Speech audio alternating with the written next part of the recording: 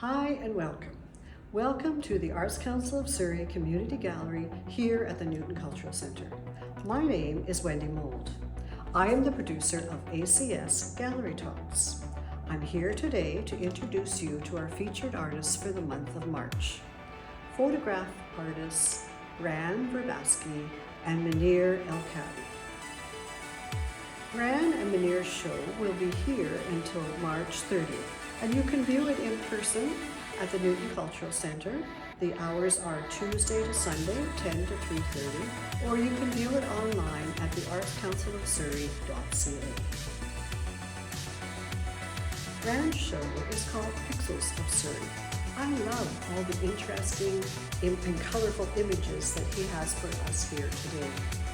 Bran strives to capture his images in real time. He feels that nature and architecture can speak to itself in small words.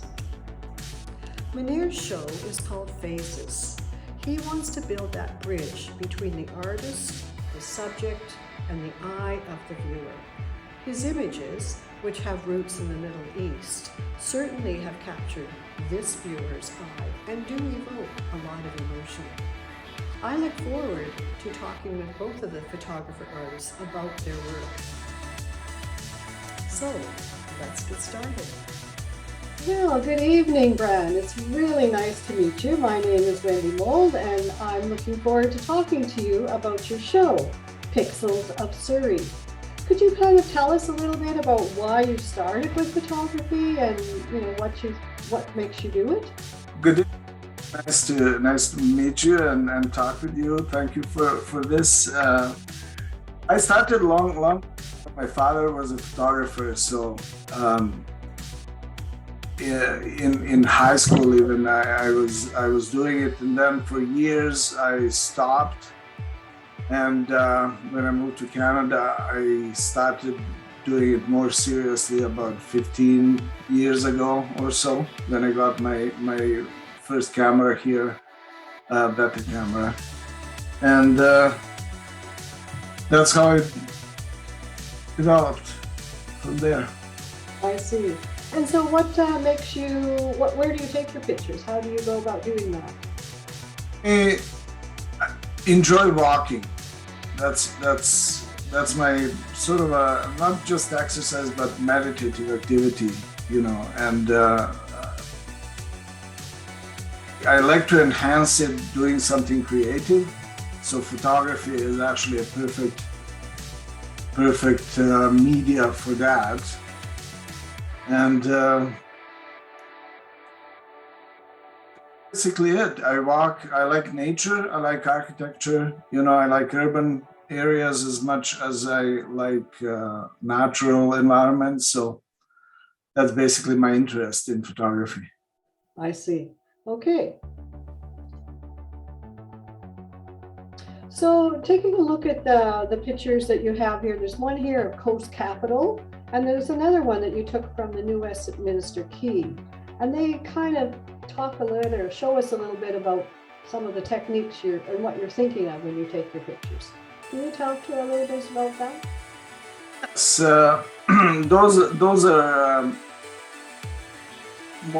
more architectural, urban images that I like taking, aside from nature photography, landscape photography that I prefer doing.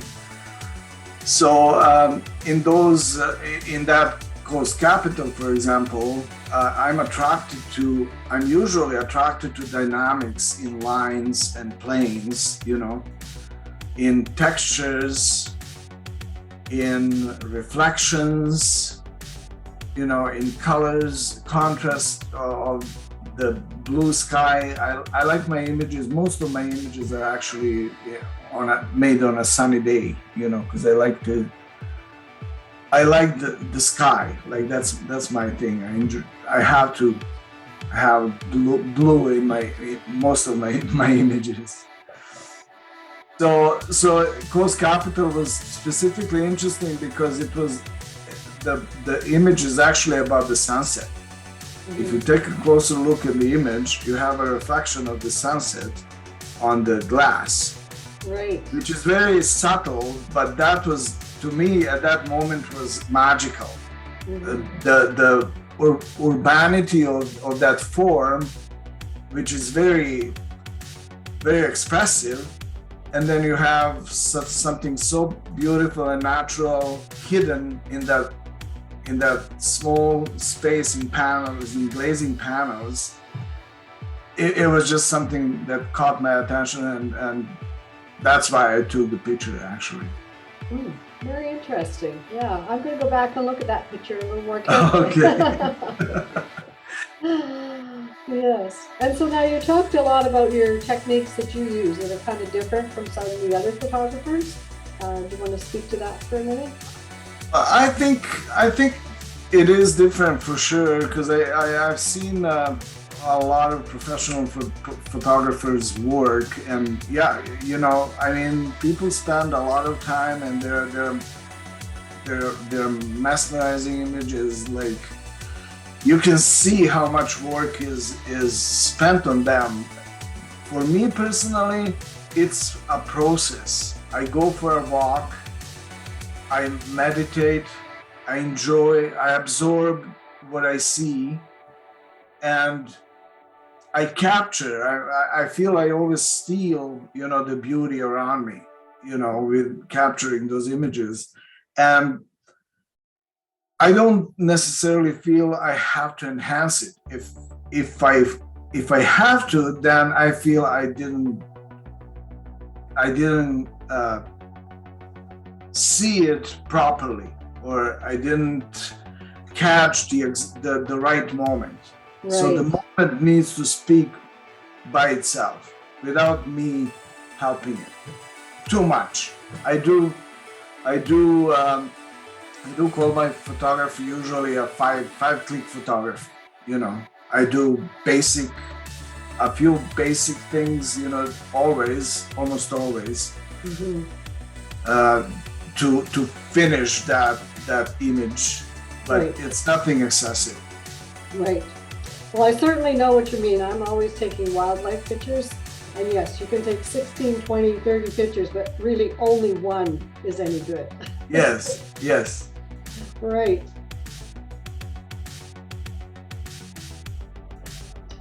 So the next picture we're looking at is that nice snowy picture that you took at Bear Creek Park. Did you want to tell us a little bit about that one? It's in black and white. Yes. I like snow. I like snowy scenes. I like four seasons, you know, changing. What's interesting about winter is that lack of color is actually a good challenge for me to create images that are interesting and appealing and exciting with so little. You know, you only have shades of gray, basically, and white, that you finding really exciting. I find it really exciting to catch interesting motives in that little that nature offers. But you know, on a first sight, it's little, but when you go deeper into it, there is a lot to it. Texture, composition of lines, how they're either exploding at you or, you know, creating different moods. It's a completely different feel than capturing a fully colored, rich colored image. Yes, And I find that exciting. I can see that would be. So, anything you'd like to tell us about where you're going in the future with your photography? Well, I am a member of Canadian Photographic Canadian CAPA, Canadian Photographic Association, and I'd like to perfect my skills in photography. That's my main goal. And along the way, I would like to, I'm planning to exhibit more, hopefully, sell some items, selling is not really a goal just for the money. It's really when somebody wants to buy your image, that's the ultimate satisfaction, So I hope that will happen more and more. Right. Okay, well, thank you very much, Bran. It's really been interesting talking with you, and I wish you all the best with your show, Pixels of Surrey, and we'll certainly be seeing you in the future, I'm sure. Thank you very much, Wendy. All I really right. enjoyed this. Okay.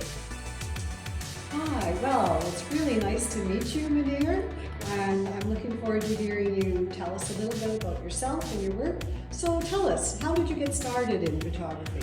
Well, I was influenced basically by my father, who was a lawyer based in the UK. He wanted to experiment with a camera. That was my first initial kind of a touch. And then in 1986, he sent me my first professional camera, film camera at the time, Canon AE1, which was quite advanced. Started shooting those days until I entered university in Iraq, where it was a lot of work. So I went to physics, put photography aside for a while. I was influenced basically those days by my father, and then three Iraqi photographers. One of them was Ahmed Qabbani, who used to have a small studio in my grandfather's house.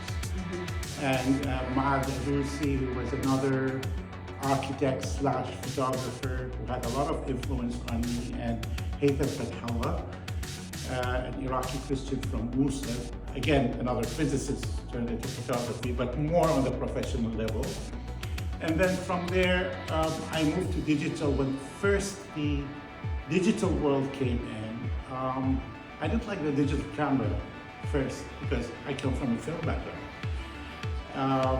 So I switched more into documentary videos until Turkey. That's why this picture is one of the first that got me back to photography again. In 2006, I happened to be visiting Turkey the first time, and a friend sent me a digital DSLR, which felt more like the original, SLR camera that I was used to. So my third trip to Turkey was like, I'm not going to go to Turkey without a DSLR. So I went back, bought a DSLR, and started shooting again. This was one of the first ones. Basically, it's representing the whirling dervish. And from there, I started taking it more and more semi-professionally. Wow. Well, if that was one of your first ones, that's pretty neat. Well, let's have a look at some of your other work. Okay. Oh, Munir, this is a really interesting picture, and I understand this is digital art, not photography. Yes. Can you talk a little bit about that? Well, this is another internationally award-winning piece. I would say digital art, not traditional photography, because a lot of work took place on the computer, putting things together. First, what we did was that we were out, me and my friend, we were shooting the whole day, and then in the evening as we were resting, she was like, let's bring our cameras and see what we can do. And she started with available lights, evening time, dancing, and she said, start shooting. So I put my camera basically on an interferometer where it will shoot in different intervals. Took the shoots back home, and I couldn't feel I couldn't do anything with it. So what I did was I combined the different pictures together, having the same artist being displayed in different locations as she moved. So I captured her movement in a repetitive manner. So that's why it's not traditional photography. I didn't look at the aspects of painting through light, but rather using those as the bits and pieces that I created the artwork with.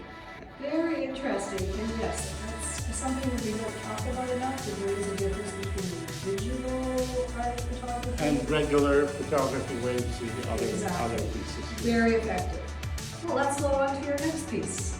So this picture here, Whispers of the Forest, is a little bit different than what we've just been looking at. Does this reflect some of the changes that you're making in your photography? Yeah, actually I'm moving more into black and whites now, moving more into work with nature. I'm lucky to be in one of the most beautiful geographical sites in the world, which is Western Canada. So that has inspired me a lot to go back to shoot in nature rather than, you know, more with human figures, with concepts with human figures, although I'm continuing with that. So this is a scene from Blink Valley, North Vancouver, beginning of the fall. Of course, when you have dark and light contrast, best is to shoot with black and white. However, when I shoot with black and white, I have the idea that I'm shooting it with black and white, but I shoot with color and then convert that to black and white because it gives you a whole, you know, range of contrast that you wouldn't see if you're just letting your digital camera. Of course, this is digital, works differently from the film. Oh, interesting, interesting. Yes, I do love the forest and nature scenes. And, yeah, I was wondering why you did it black and white in the other works. Because of the contrast. You can capture more contrast with black and white than with color. The color usually adds noise to the eye, which is something the black and white. I've been focusing a lot on the idea of trees, tree of life, which goes back to Asian mythology. You see, I'm interested also in ancient mythology too. Oh, very interesting. Well, it's been really nice to talk to you today, Munir, about your work. I've really enjoyed hearing about your ideas, and I'm sure we'll see your work here in the future. And thanks again. Thank you. Yeah.